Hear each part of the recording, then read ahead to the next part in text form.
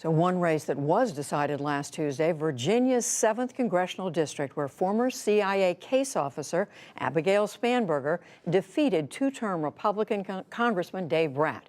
The district in suburban Richmond has not been held by a Democrat for almost 50 years. Spanberger will also be the first woman ever to represent the district, and she joins me now. Congratulations. Thank you very much. I have to say, many of us saw the photograph from the election night, your victory speech.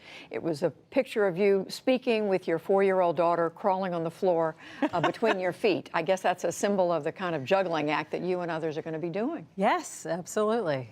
She was so excited. It was funny. I could hear my husband in the back trying to call to her, Catherine, Catherine, but she was just so beyond excited that we had won. So you beat conservative Dave Brat, who was just elected 4 years ago. He had knocked off a prominent leading member of the House Republicans. What changed in your district in such a short time? What happened? So I think there's been a number of changes or shifts at play in our district. And I think first and foremost is the way that we campaigned. We got out in the community. For me, it was such a priority to really be accessible. For so long, that had been the criticism of my predecessors, is that they weren't accessible.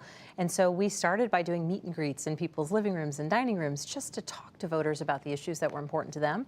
And that's how we conducted the entire campaign. I was present across our 10 counties as much as I could be, meeting voters, talking about the issues. And that's from the beginning till the end of our campaign really where our focus was. So accessibility more than position on the issues? I mean, you're not nearly as conservative as he is. Well, that's true. And so I was talking about the issues. You know, when you're accessible and you're listening to people, then you have the chance to hear what's actually really important.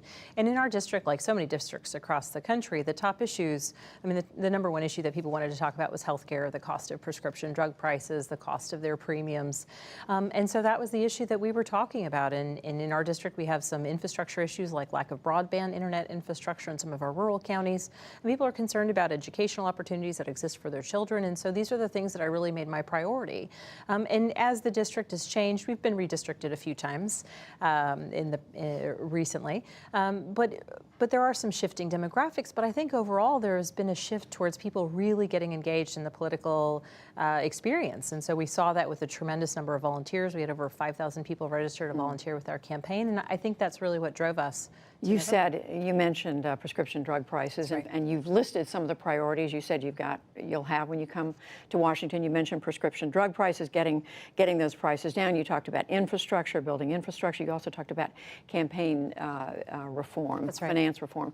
But are those things that you think the other side, the other party, the Republicans, President Trump, are prepared to work with you on? Well, so I would hope so, because our voters in a historically Republican voting district, healthcare is the number one issue. And I've heard that from people across the spectrum, from districts that were solidly blue districts to districts that were also toss-up districts. And I think that really wrapping our hands around the issue of prescription drug prices and the rising cost of premiums and just the instability that exists in the healthcare market is something that there's a mandate from voters for us to get together on this issue.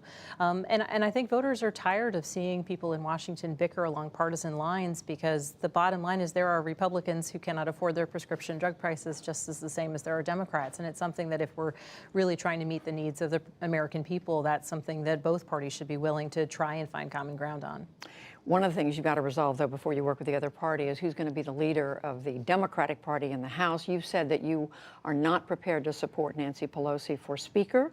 You've said you want a leader who can represent the full House, make progress for the American people. My question is, who can fill that job? If not Nancy Pelosi, who is it? Name one or two people? You know, and it's interesting. So I have tremendous respect for everything that Nancy Pelosi has done as a representative of her district, as a prior Speaker of the House, and certainly as the leader of the Democratic Party.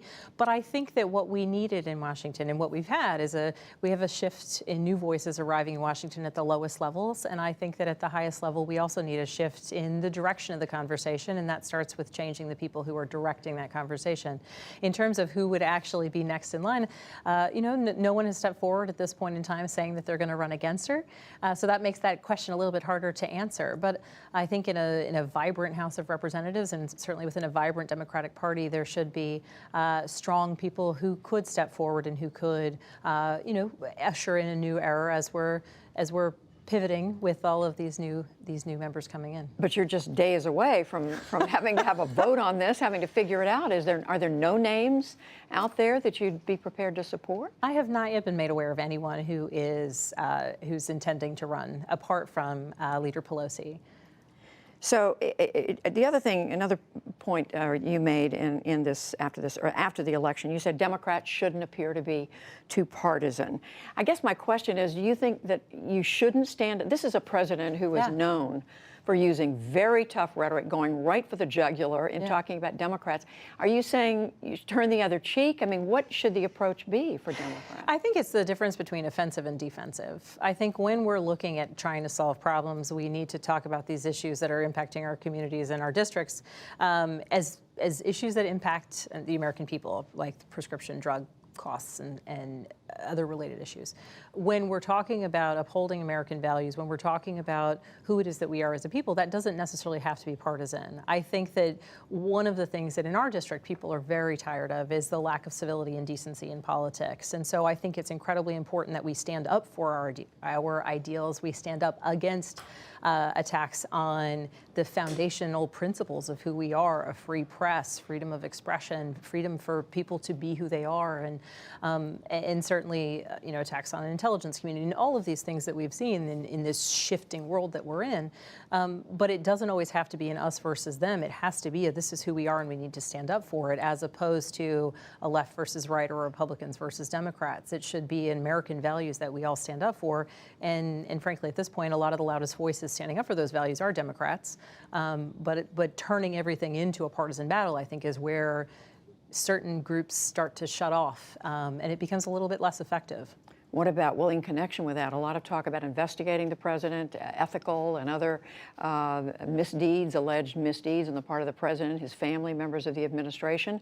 Where do you stand on that? A lot of Democrats are saying that's part of the responsibility of this new Congress. So Congress has a variety of responsibilities: legislating, representing the people in their districts, and certainly being a check and balance on the executive branch. And so I think it's an incredibly important role that every member of Congress should be ready to play. And I think in terms of particular discussions related to investigations that may move forward or may be suggested, the question there for me is, what's the goal? And I think that, is the goal understanding something that happened so that we can avoid it from happening again? Is it upholding the rule of law? All of those are sorts of questions that I think we need to be, as Democrats in the majority, ready to answer, because I think the most detrimental thing would be if it looks as though we're being hyper-partisan in our efforts to potentially pursue any investigations, as opposed to being driven by a desire to uphold the rule of law, being driven by a desire to ensure that particular things don't occur again, such as potential Russian meddling in our elections or something like that. It doesn't sound like you're ready to impeach the president. If I have not yet been presented with descriptions of impeachable offenses, so not yet, no. Congresswoman-elect Abigail Spanberger from Virginia, thank you very much for talking with us. Thank you very much for having me.